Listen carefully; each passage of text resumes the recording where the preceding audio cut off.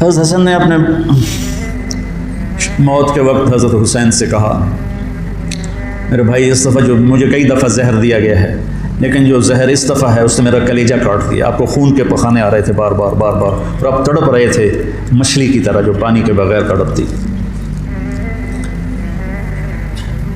پھر کہنے لگے میرے بھائی میں نے خوب دیکھ لیا ہے اللہ نے ہمارے گھر میں نبوت رکھی ہے, ہمیں حکومت نہیں ملے گی, ہمیں نبوت کا شرف ہی رہے گا, حکومت نہیں ملے گی ہمیں. کوفی تمہیں دھوکہ دیں گے, ان کے دھوکے میں نہ آنا. انہوں نے تیرے باپ کو دھوکہ دیا, انہوں نے مجھے دھوکہ دیا, یہ تجھے بھی تیرے ساتھ غداری کریں گے اور تیری موت تک یہ غداری کا انجام ہوگا. حضرت حسین کہنے لگے کس نے زہر دیا ہے؟ فرمایا کیا کرو گے؟ قتل کرو گے؟ کہنے لگے ہاں قتل کروں گا. کہا جس نے مجھے زہر دیا ہے اگر تم میرا گمان سچا ہے تو پھر میں آخرت میں خود ہی نمٹ لوں گا, اگر میرا گمان غلط ہے تو ایک بے گناہ قتل ہو جائے گا. نہیں میں نہیں بتاتا. تو اسی زہر میں تڑپ کے 46 سال کی عمر میں آپ کا انتقال ہو گیا, بالکل عین جوانی میں. تو جب یزید کی بہت زیادہ نافرمانیاں بڑھیں اور لوگوں میں شکایت پیدا ہوئی تو پھر آپ اپنے قافلے کو لے کرنے کے لیے کوفہ والوں کے بہت سے خطوط تھے. عبداللہ بن عباس نے روکا, عبداللہ بن عمر نے روکا, نہ جاؤ یہ غداری کریں گے. عبداللہ بن عباس کہنے لگے انہیں کہو تم ادھر آؤ, یہاں میرے پاس آؤ, میں یہاں سے لشکر بنا کے یزید کے خلاف کروں گا, قدم اٹھاؤں گا. جب تک وہ یہاں نہیں آتے آپ نہ جانا, وہ ایک قدم پہ پھر جاتے ہیں. انہوں نے کہا میرے بھائی میں نے خواب دیکھا ہے, اس میں مجھے جانا ہی ہے. اور شہادت ان کو پکار رہی تھی. تو نعمان بن بشیر تھے کوفہ کے گورنر. جب یزید کو پتہ چلا کہ امام حسین نکل پڑے ہیں تو اس نے ان کو ہٹا کر عبید اللہ بن زیاد کو گورنر بنا دیا. زیاد حضرت علی کا پرجوش ساتھی تھا اور جنگ صفین میں, جنگ جمل میں حضرت علی کی جانب سے اس نے بہادری کے جوہر دکھائے. تو اس کے والد کا پتہ نہیں تھا کہ اس کا باپ کون ہے. طائف میں اس کی ماں تھی. تو پتہ نہیں اس دور کے علی کی صحبت کے لوگ اور ایسے پھر گئے کہ اس کو پھر کوفے بصرے کی ملی گورنری. اس نے ظلم کے پہاڑ توڑے. اس نے ایک دفعہ اعلان کیا کہ رات کو کوئی شہر سے باہر نہیں ہوگا, جو ہوگا قتل کیا جائے گا. فتنے کا دور تھا. تو وہ ایک رات کو وہ نکلا راؤنڈ لگانے, تو آگے ایک بدو چرواہا بیٹھا ہوا تھا. کہنے لگے تم یہاں کیا کر رہے ہو؟ کہا جی میں آیا تھا, میرے ساتھ بھیڑ بکریاں تھیں تو مجھے دیر ہو گئی تو شہر کے دروازے بند ہو گئے تو میں اندر نہیں جا سکا. تو انہوں نے تلوار نکالی, کہا تیرے لیے جنت نا کوفہ سے بہتر ہے, اور گردن اڑا دی اور کہنے لگا زیاد اپنی بات کا پکا ہے. اس طرح کا وہ ظالم بن گیا اور پھر طاعون میں وہ مرا.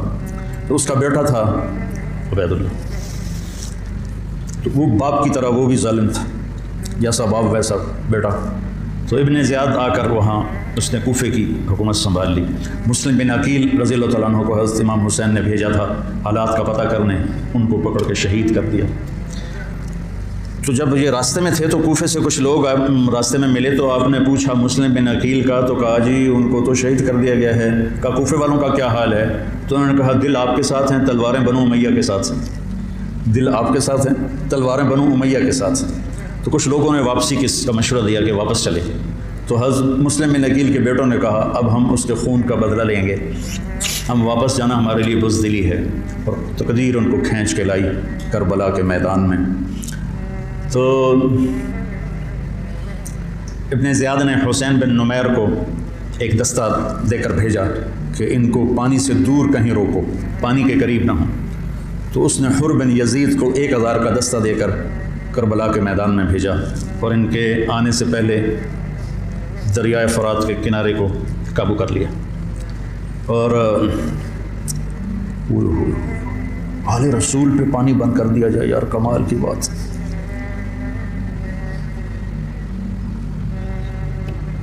تو پھر عمر بن سعد, یہ سعد بن ابی وقاص کا بیٹا رضی اللہ تعالیٰ, اتنے بڑے صحابی کا بیٹا. جب لشکر آمنے سامنے ہوئے تو اس نے تیر نکالا اور چلا کر کہا گواہ رہو پہلا تیر میں نے چلایا ہے. اور کس بات پہ بک گیا کہ ابن زیاد نے کہا تمہیں خراسان کا گورنر بنا دوں گا، تم جا کے حسینی لشکر کو قتل کر دو۔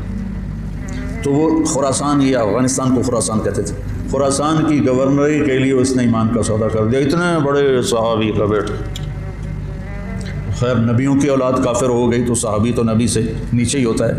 حضرت علیہ السلام کا بیٹا کافر، بیوی کافر، لوط علیہ السلام کی بیوی کافر، یہ تو اللہ کے نظام ہے۔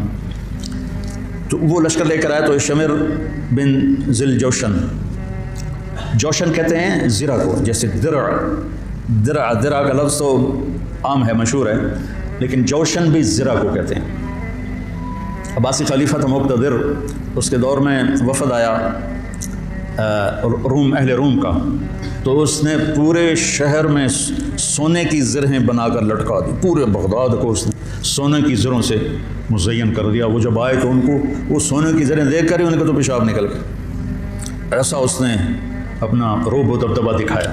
تو جوشن کہتے ہیں زرہ کو۔ تو اس کے والد کا نام ہے شرحبیل بن آور، شرحبیل بن آور اس کے باپ کا نام ہے۔